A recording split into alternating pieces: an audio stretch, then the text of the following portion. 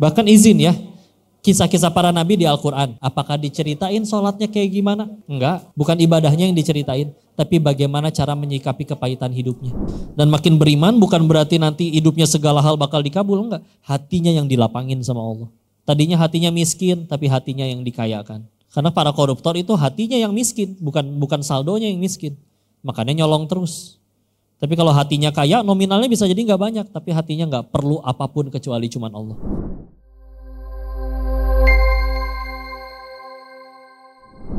Sila, jadi cara menyayanginya dulu yang harus dilurusin ya. Jadi cara menyayangi itu nggak melulu semua kepengen itu dikabul.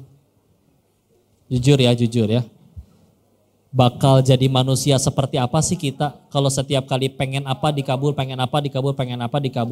Kira-kira kita ngerti nggak yang namanya sabar, toleransi, ikhlas, bisa ngerti? Nabi kan akhlaknya mulia bukan karena ikut seminar Mario Teguh. Nabi akhlaknya mulia digempur sama kehidupan. Bahkan izin ya, kisah-kisah para nabi di Al-Quran. Apakah diceritain sholatnya kayak gimana? Enggak, bukan ibadahnya yang diceritain. Tapi bagaimana cara menyikapi kepahitan hidupnya. Ada yang dibuang ke sumur sama saudara kandungnya. Ada yang sekedar lelah dakwahin umatnya dimakan ikan paus. Kita kadang sengaja ninggalin sholat aja boro-boro dimakan ikan paus. Dicakar kucing juga enggak. Ada yang difitnah perempuan yang mau, dianya nggak mau, malah akhirnya dipenjara. Padahal perempuan yang fitnah. Oh, dan sekian banyak kepahitan. Ada yang 18 tahun sekujur tubuhnya kena penyakit kulit. Ada yang menanti keturunan sampai sudah lansia. Kenapa yang disebutin sama Allah dari kebaikan-kebaikan mereka justru bukan ibadahnya. Tapi hasil dari ibadahnya itu yang membuat mereka sanggup menjalani itu semua. Dan apakah mereka semuanya ngerasa dibenci Allah? Enggak, mereka semua ngerasa sadar, aku sedang disayang Allah. Baca surat Maryam Nabi Zakaria. Walam akum bidu'a ya rabbi sakiyya. Walam akum bidu'a ya rabbi sakiyya. Aku tidak pernah kecewa dalam berdoa kepadamu ya Allah. Padahal gimana 80 tahun berdoa minta keturunan gak dikabul. Ngerasa dibenci? Enggak. Ngerasa dibencinya bisa jadi ketika punten ya standar bahagianya misalkan duit. Gak dikasih duit padahal udah sholat. Dia bisa berpikiran tuh, oh aku sedang dibenci. Enggak padahal. Mudah bagi Allah menjadikan di hatinya orang yang rajin sholat itu, yang soleh asli itu, dia gak perlu tuh sama duit-duitan kayak begitu. Ada orang yang bisa bahagia tanpa punya itu semua. Dan kita juga pasti kenal orang yang punya itu semua tapi lebih stres, pasti ada. Berarti kan bukan standar bahagia dong.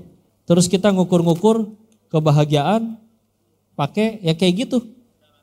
Sama aja kayak pengen ngukur suhu air di gelas, bukannya pakai termometer tapi malah pakai penggaris, kan gak nyambung. Karena standar disayang Allah bukan segala pengennya dikasih. Apalagi kalau bicaranya ngukurnya pakai dunia, punten.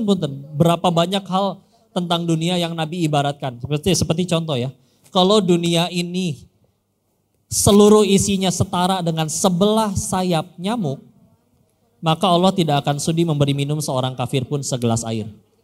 Maksudnya apa? Saking dunia ini gak ada artinya bagi Allah, jangankan kamu kafir ya, jangankan segelas air. Mau harta, mau jabatan, mau punya kekuasaan, tetap dikasih. Kenapa? Nothing bagi Allah. Ibarat gini deh, nyapu rumah, ada debunya kan? Dibuang ke depan rumah. Terus tetangga datang, boleh saya minta gak debunya? Kasih jangan. Makan aja terserah. Kalau bagi saya itu berharga, gak akan saya buang. Nah, karena bagi Allah dunia dan seluruh isinya itu nothing, gak ada harganya. Mau kafir sekalian kayak dikasih, itu mau berapa triliun sih? Yang repot kita yang ngakunya beriman malah ngukur standar kebahagiaan pakai duit tadi, pakai dunia. Ya salah kaprah. Padahal bukan itu standar kebahagiaan. Mudah bagi Allah. Pernah diperkenalkan ada orang yang mohon maaf istri minta cerai dari suaminya gara-gara nggak dibeliin mobil yang kelima. Ada. Sedangkan bisa jadi di sini yang hadir duduk di sini ada seorang istri yang suaminya pulang cuman bawa seblak 5.000 udah bahagia. Coba Masya Allah. Di standar bahagianya dulu yang dilurusin nih. Karena punten, tapi kan enak kok dia punya duit, punya jabatan, punya harta. Biasanya yang bilang kayak gitu, punten, belum pernah kaya. Makanya ada istilah OKB tahu? Apa? Orang kaya blow on. Beneran, ada orang yang udah beneran kaya asli, dia tahu nih, saya sanggup beli 1.000 porsi, masalahnya perut saya cuma muat 1 bungkus. Jadi dia biasa aja. Dan dia tahu bahagia tuh gak dari makan.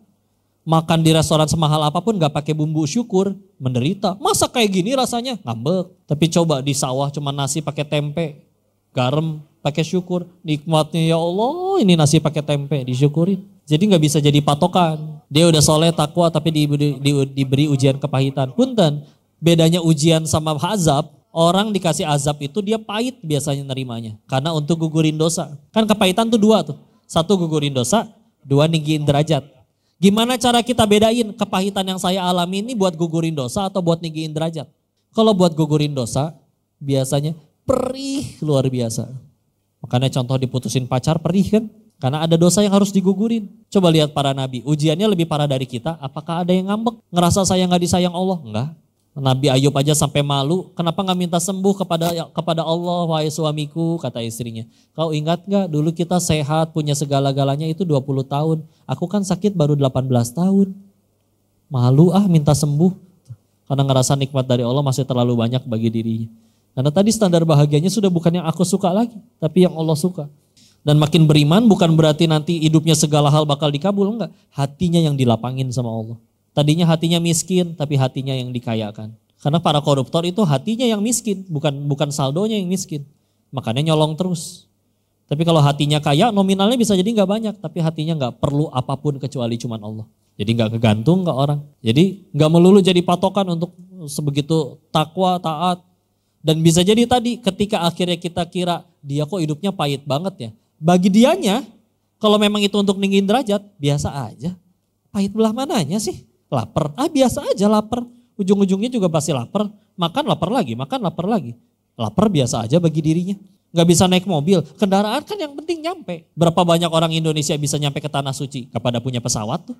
Coba punya pesawat masing-masing, kan bingung parkirnya. Kendaraan, ada yang pakai kendaraan mahal, bagus, mewah, pajaknya luar biasa. Nyampe sibuk nyari parkir.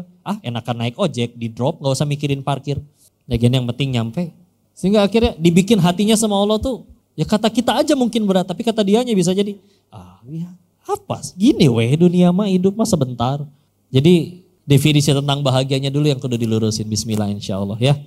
Jadi cara menyayanginya bukan seperti itu. Ya kayak tadi lah, cara orang tua nyayangin anak yang sakit gigi kan dengan diambil permennya. Meskipun si anak marah, ngambek. Tapi kan akan ada hari di mana dia sadar, untung dulu mama aku ngambil permen aku, kalau enggak aku ompong duluan. Iya kan? Bismillah. Enggak apa-apa, enggak ada yang sia-sia ya. Wallahu a'lam bishawab.